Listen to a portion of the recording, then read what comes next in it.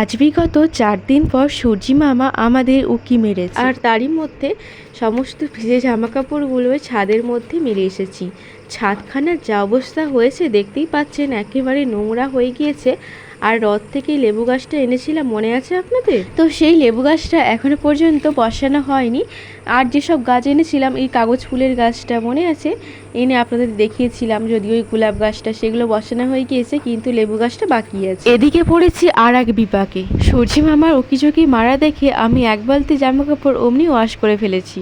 সে যাকগে, কিছুই করার নেই, এরই নাম বর্ষাকাল, এইভাবে আমাদের চলতে হবে। এখন বাজে ঘড়িতে প্রায় 12টা। এখন আসলে গ্রসারি আইটেমগুলো, তো ওগুলোকে এখন আবার আমাকে তুলে রাখতে হবে। এদিকে গোলবাবু সবার আগে সব জায়গায় পৌঁছে যায়, এখানেও সেম পৌঁছে গিয়েছিল। ওরা খুব ভয় পাচ্ছিল, সেই কারণে ওকে কোলে তুলে রাখা হয়েছে। এদিকে এখন আমাদের গোলুবাবুর খাবার রেডি। আজকে গোলুবাবুর জন্য বানানো হয়েছে চিকেন স্যুপ। এরপর ওর খাবার টাইম হয়ে গিয়েছিল, ওকে খাবারটা দিয়ে দিচ্ছি এখন।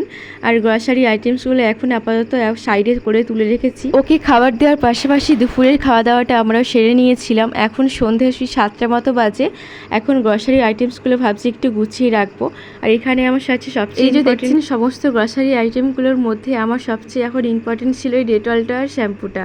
সো এই দুটো আমি আগে তুলে নিয়েছি। এখন গোলবাবু দেখছে সবকিছু ঠিকঠাক রয়েছে কিনা।